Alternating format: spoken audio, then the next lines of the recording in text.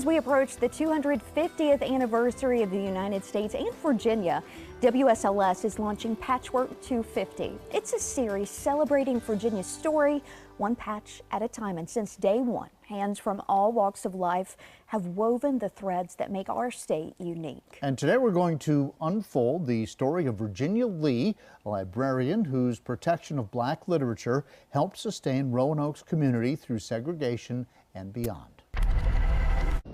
If you've been outside the Gainsboro Library, you may have seen a state marker outside its door.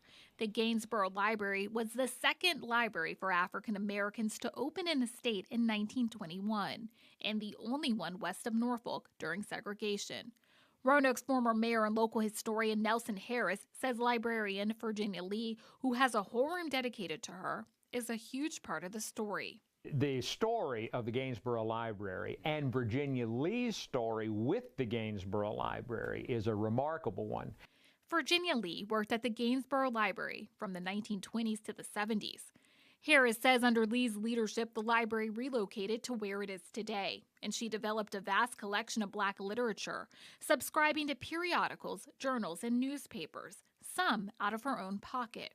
She also held book clubs and had lecturers come in. She was a motherly figure in the Gainsboro community. For many people, the library was like a second home, especially if their parents were working. I had a passion for really exposing black youth to ideas and thoughts and literature and speakers that contributed to their development and to their education outside of the classroom. However, Harris says Lee's literature collecting didn't come without conflict. During the 1940s, Harris says Roanoke's all-white political leadership thought the collection was subversive, and they asked her to remove it. So she moved the items from the library to the basement. All you had to do was ask Lee for a newspaper or book that you wanted, and she'd get it for you, making them not visible, but still available. I would always refer to it as Roanoke's secret library.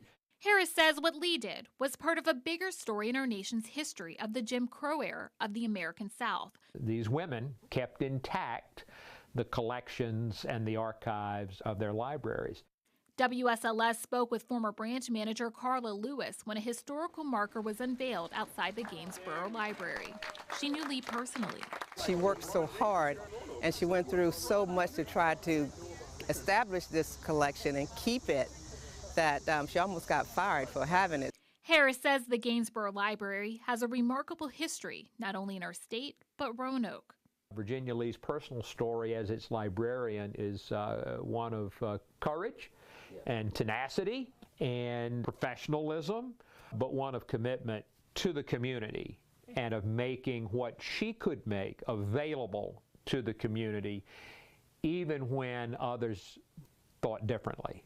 Some of those books you can still see in the library's Virginia Lee room. Here she is at her collection dedication in 1982. You'll also see new artwork like former Congressman John Lewis hugging former President Barack Obama, and this Stephen Curry book. The Gainsboro Library continues that legacy and still maintains that heritage through that collection.